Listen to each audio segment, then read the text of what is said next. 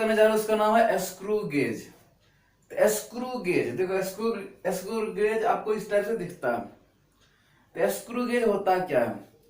तो screw gauge से भी हम लोग क्या करते हैं, लेंथ का मेजरमेंट करते हैं। अगर लेंथ माइक्रोमीटर में भी होगा तो स्क्रू गेज से उसका मेजरमेंट कर सकते हैं। मतलब माइक्रोमीटर में होगा तो भी हम लेंथ का मेजरमेंट कर सकते हैं। इसका मतलब क्या हुआ कि मिनिमम से मिनिमम लेंथ का मेजरमेंट हम स्क्रू गेज से करते हैं। तो मिनिमम से मिनिमम लेंथ का मेजरमेंट करने के लिए जो इंस्ट्रूमेंट यूज किया जाता है, जैसे माइक्रोमीटर में हमको मेजरमेंट करना है लेंथ का, तो उसके लिए स्क्रू गेज यूज करते हैं। ठीक है, अब यहां पे देखो आप, इसका क्या क्या फंक्शन होता है। तो ये जो आपको ये वाला दिख रहा है, ये एक स्केल है, इसको बोलते हैं लीनियर स्केल।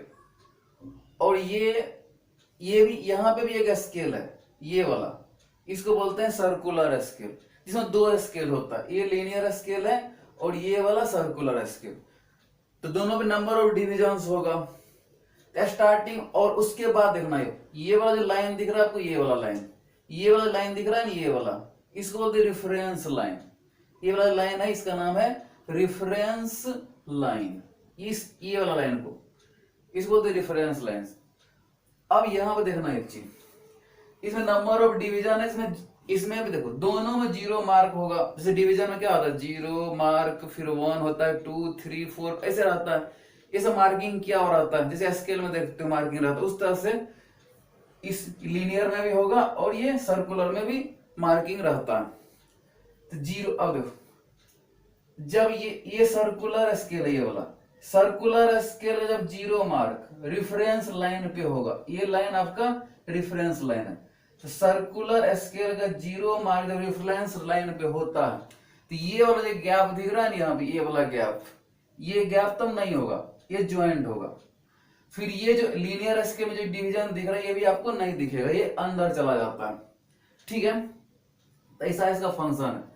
फिर जब इसको रोटेट कराते हैं तो ये वाला ये बाहर आता है, ये देख रहे हो आपको, ये लीनियर स्केल का डिवीजन बाहर रहेगा। और ये वाला जो आपको दिख रहा है, ये गैप क्या होता है, बढ़ते जाएगा, ये वाला। फिर क्या करते हैं, मान लो एक वायर ले लेता हूं और वायर का डायमीटर हमको फाइंड करना। तो उस वायर को इस गैप में इंसर्ट कर देते हैं, फिर इसको रोटेट करके इसको टाइट कर देते हैं, तो वायर इसमें टाइट हो जाता है। फिर वायर का डायमीटर फाइंड करते हैं, उसका कुछ प्रोसेस है, उसके बारे में हम लोग आज डिस्कस करेंगे। अब देखो क्या क्या होता है। तो पहले ये सर्कुलर स्केल का 0 मार्क यहाँ रहता है, ये गैप नहीं होगा। और ये लीनियर स्केल के डिवीजन आपको नहीं दिखेगा, ये सब अंदर रहता है। जैसे इसको रोटेट करोगे, मतलब 0 से मान लो 1 पे आ गया, 2 पे आ गया, ऐसे आता है। तो 0 1 2 ऐसे आते रहता है। ये वाला गैप जो ये वाला इंक्रीज होते जाएगा। ऐसा होता है, ऐसा इसका फंक्शन है। ये इसको घुमाते जाओगे तो ये वाला गैप क्या हो, इंक्रीज होता जाएगा। फिर आपको यहाँ पे रेफरेंस लाइन पे कौन सा डिवीजन आ रहा है, जैसे 1 आ गया तो 1 दिखेगा, 2 आ गया 2 दिखेगा, 3 आ गया 3 दिखेगा। उस तरह से इसका भी डिवीजन ये बाहर निकलते जाता है। ठीक है, अब यहाँ पे देखो क्या क्या होगा उसके बाद। उसका हम लोग जब मेजरमेंट करते हैं, मेजरमेंट करने के लिए हमको क्या क्या चाहिए, तो मेजरमेंट करने के सबसे पहले हमको निकालना पड़ता है पीच, PITCH, पीच। और पीच क्या होता है, देखो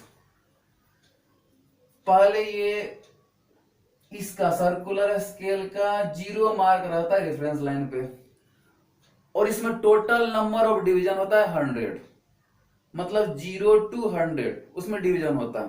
ये सर्कुलर स्केल पे जनरली 0 to 100 डिवीजन होता है। तो एक रोटेशन जब करेंगे तो इसको एक बार क्या होता है, एक कंप्लीट रोटेशन इसको करा देते हैं, इसको घुमा देते हैं एक राउंड जब घुमाओगे मतलब एक रोटेशन कंप्लीट होगा, तो 0 मार्क से वो आ जाएगा कितना पे, 100 पे। तो 0 से पहले 0 था रेफरेंस लाइन पे, फिर एक रोटेशन के बाद यहाँ पे 100 आ जाएगा 0, ये रेफरेंस मार्क पे, ये रेफरेंस लाइन है यहाँ पे 100 आ जाएगा। 100 मतलब एक रोटेशन कंप्लीट कर लिया। तो जब ये एक रोटेशन कंप्लीट करता है तो ये वाला जो स्क्रू दिख रहा है आपको, ये जो स्क्रू दिख रहा है, ये स्क्रू इधर मूव करता है। तो स्क्रू जितना डिस्टेंस इधर मूव करेगा उसको बोलते हैं हम लोग पिच। मतलब इस सर्कुलर स्केल को एक राउंड हम घुमाते हैं, एक रोटेशन कराते हैं, उसके बाद एक रोटेशन कराते हैं तो ये भी क्या होता है, जैसे उसको रोटेट करोगे तो ये आपको इधर मूव करते जाएगा। तो एक रोटेशन कंप्लीट होने के बाद ये वाला स्क्रू जितना इधर मूव करता है, जितना डिस्टेंस इधर मूव करेगा, उस डिस्टेंस को हम लोग क्या बोलते हैं, इसका पिच। ठीक है, ये होता है पिच। मतलब ये एक बार रोटेट करेगा तो ये जितना डिस्टेंस ट्रेवल करेगा, जितना डिस्टेंस ये इधर जाएगा, उसी डिस्टेंस को हम लोग क्या बोलते हैं, पिच। ठीक है, तो सबसे पहले वो निकालते हैं इसमें क्या, पिच। तो पिच देखो, पिच इक्वल टू, पिच तो वो होता है, अच्छा ठीक है, पिच देखो, पिच का डेफिनेशन मैं आपको बता दे, पिच क्या होता है। हाँ, अब इसमें एक चीज होता है लीस्ट काउंट। लीस्ट काउंट क्या होता है कि मिनिमम कितना मेजरमेंट करेगा ये स्क्रू गेज, मैंने मिनिमम लेंथ कितना मेजरमेंट करेगा, तो वो उसको क्या बोलते हैं हम लोग, लीस्ट काउंट। तो लीस्ट काउंट हम इसका फाइंड करेंगे स्क्रू गेज का। तो लीस्ट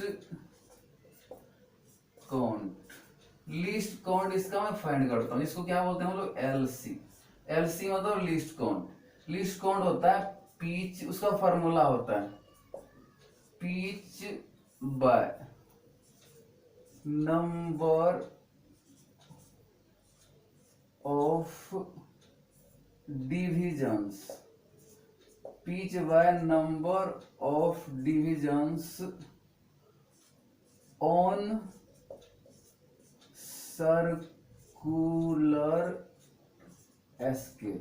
ये होता है pitch bye number of divisions on circular scale. इस पिच का फॉर्मूला होता है, सॉरी, ये लीस्ट काउंट का फॉर्मूला होता है, pitch bye number of divisions on circular scale, LC least count अगर निकालना है pitch bye number of divisions on circular scale, ये उसका फॉर्मूला होता है। और पिच का मैंने बताया था क्या होता है। ठीक है, उसके बाद इससे लीस्ट काउंट फाइंड हो जाए। अब इसका जैसे मान लो इसमें एक वायर को मैं इंसर्ट किया और उसका डायमीटर हमको फाइंड करना, तो डायमीटर कैसे फाइंड करेंगे, तो यहां आप देखिएगा, उसको ऐसे मैं मानता हूं, इफ एन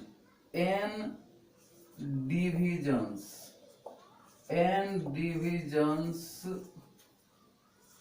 ऑफ, ये आपका लीनियर स्केल, ये वाला जो दिख रहा है ये स्ट्रेट वाला, ये लीनियर स्केल होता है। N divisions of linear scale, n divisions of linear scale and ये स्मॉल एन है, ये n divisions of linear scale and small n, यहां भी small n divisions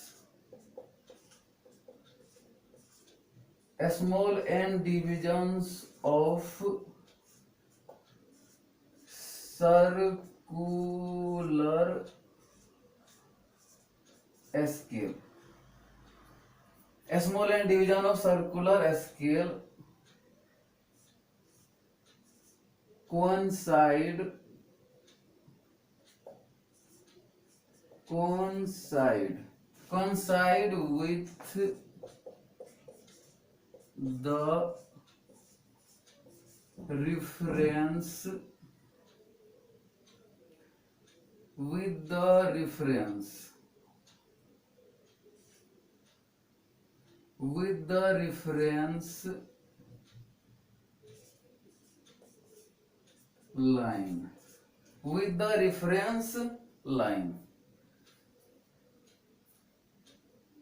with the reference line, यहाँ पे if n divisions of linear scale and small n divisions of circular scale coincide with the reference line, इसका मतलब है कि इसका linear scale का n डिवीजन और सर्कुलर स्केल का स्मॉल n डिवीजन, ये जो आपका रेफरेंस लाइन इसके साथ मैच कर रहा है।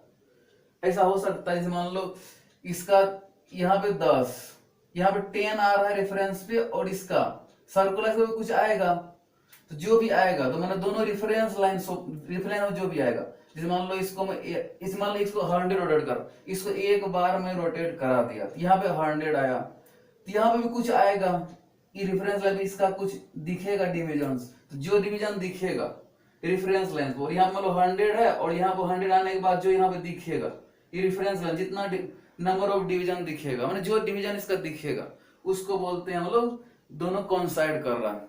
जैसे मान लो यहाँ पे 100 है और यहाँ पे 1 दिख रहा है, इसका मतलब इसका 100 और इसका 1 दोनों कोइंसाइड कर रहा है रेफरेंस लाइन के साथ। ऐसा है, मतलब जो भी इस रेफरेंस लाइन में दिखेगा मतलब दोनों मैच करना चाहिए, इसका जो भी है यहाँ पे आ जाएगा रेफरेंस लाइन पे, और इसका यहाँ पे नंबर ऑफ डिवीजन आपको शो करेगा कितना है, तो उसको बोलते हैं दोनों कोइंसाइड कर रहा है रेफरेंस लाइन के साथ। तो क्या था, coincide with the reference line. तो हमको निकालना है टोटल रीडिंग। अब निकालते हैं टोटल रीडिंग। तो टोटल रीडिंग, तो टोटल रीडिंग हमको निकालना है, इसका फॉर्मूला होता है एन। एन तो समझ रहे हो क्या है, n plus small n into least count LC. ये इसका प्रोसेस फॉर्मूला, इसी फॉर्मूला से हम लोग इसमें जो भी लेंथ आप डालोगे, जैसे इसमें एक वायर डाला था मैं, तो वायर का डायमीटर मैं फाइंड कर सकता हूं इस फॉर्मूला से कि वायर का डायमीटर कितना होगा, और इससे ज्यादा एक्यूरेसी आता है। ये जो स्क्रू गेज है इसमें मेजरमेंट का जो लेंथ का मेजरमेंट करते वो ज्यादा एक्यूरेट मेजरमेंट होता है, सबसे ज्यादा एक्यूरेट मेजर लेंथ का, ठीक है। उसके बाद देखिएगा, उसके बाद क्या करता हूं मैं, अब ये तो है क्या था, n plus n into L C. इसी कॉन्सेप्ट पे, इसी के बेसिस पे अब ये प्रॉब्लम सॉल्व करते हैं। ये वाला फॉर्मूला आपको याद रखना, टोटल रीडिंग क्या होता है, ये आपका फॉर्मूला है, ये आपको याद रखना है, और इसी फॉर्मूला पे इसका प्रॉब्लम आता है, ठीक है। अब तो इस क्वेश्चन में क्या दिया हुआ, the pitch of a screw gauge is 1 mm। जो सब दिया पहले लिख लो, pitch of the screw gauge is 1 mm। तो पिच इक्वल टू कितना है आपका 1 mm, ये गिवन है। उसके बाद क्या दिया हुआ, and there are 100 divisions on the circular scale.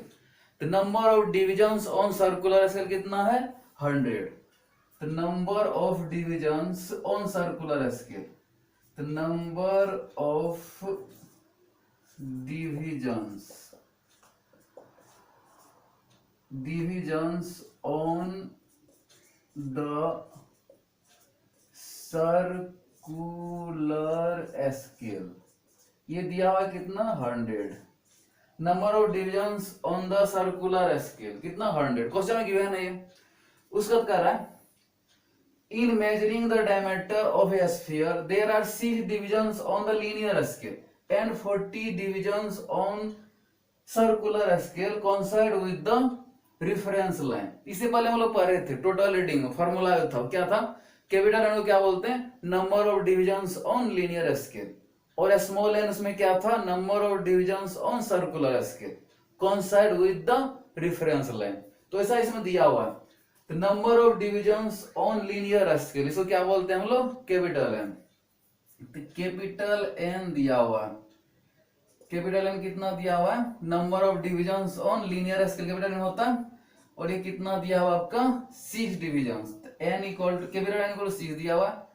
उसके बाद सर्कुलर स्केल कितना है 40 डिवीजन, इसको हम लोग स्मॉल एन डिनोट करते हैं, कितना है 40, ठीक है। Coincide with the reference line, उसमें जो कॉन्सेप्ट में था वही था ये। तो capital N number of divisions on linear scale होता है वो 6 है, कैपिटल एन इक्वल टू 6 होगा, और number of division circular scale को हम लोग स्मॉल एन मानते हैं, तो वो कितना है 40 है इसमें, तो 40 division on circular scale n small n equal to 40 होगा। उसके बाद क्या था, find the diameter of the sphere. Question करा आप स्फीयर का डायमीटर बताओ, ठीक है। तो स्फीयर का डायमीटर निकालना हमको, तो स्फीयर डायमीटर हमको टोटल रीडिंग निकालना, रीडिंग मतलब मेजरमेंट होता है, तो टोटल रीडिंग ही फाइंड करना हमको। देखो तो टोटल रीडिंग का फॉर्मूला था capital N plus small n into least count, ठीक है। तो देखो कैपिटल एन दिया हुआ है, स्मॉल एन दिया हुआ है, लीस्ट काउंट निकाल लेते हैं, फिर उस फॉर्मूला हम पुट कर देंगे। तो लीस्ट काउंट निकाल लेता हूं, एलसी क्या था, फॉर्मूला क्या था, पीच बाय, एलसी का फॉर्मूला क्या होता है, pitch by number of divisions, pitch by number of divisions on the circular scale,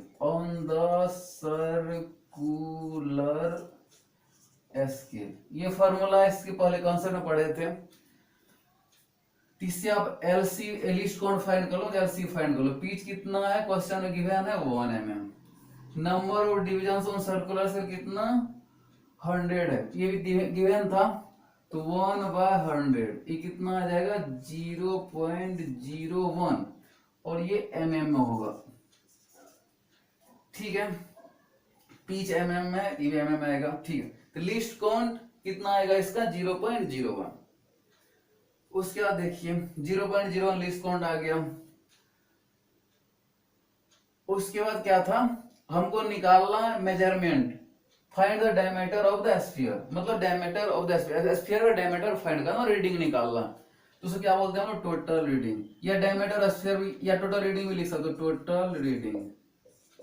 total reading निकालना है हमको, या उसको डायमीटर ऑफ स्फीयर भी बोल सकते हो। तो टोटल रीडिंग फॉर्मूला क्या था, capital N plus small n into least count, LC मतलब लीस्ट काउंट। तो कैपिटल एन कितना है, 6 प्लस, उसके बाद क्या आपका small n into LC, small n कितना 40, और एलसी मेरा कितना आया 0.01। इसको जब सॉल्व करोगे कितना आ जाएगा आपका, 6 प्लस 40 इंटू 0.01 कितना आएगा ये, 40 इंटू 0.01 करेंगे तो कितना आ जाएगा आपका ये, 40 इंटू 0.01 तो 0.4 आएगा। तो 0.4 आएगा, मतलब आंसर आ जाएगा कितना मेरा, 6.4 mm। इसका मतलब इस क्वेश्चन के अकॉर्डिंग स्फीयर का डायमीटर कितना आएगा, 6.4 mm। इस तरह से हम लोग मेजरमेंट करते हैं स्क्रू गेज से। ठीक है, तो स्क्रू गेज कंप्लीट हो गया, इतना ही था।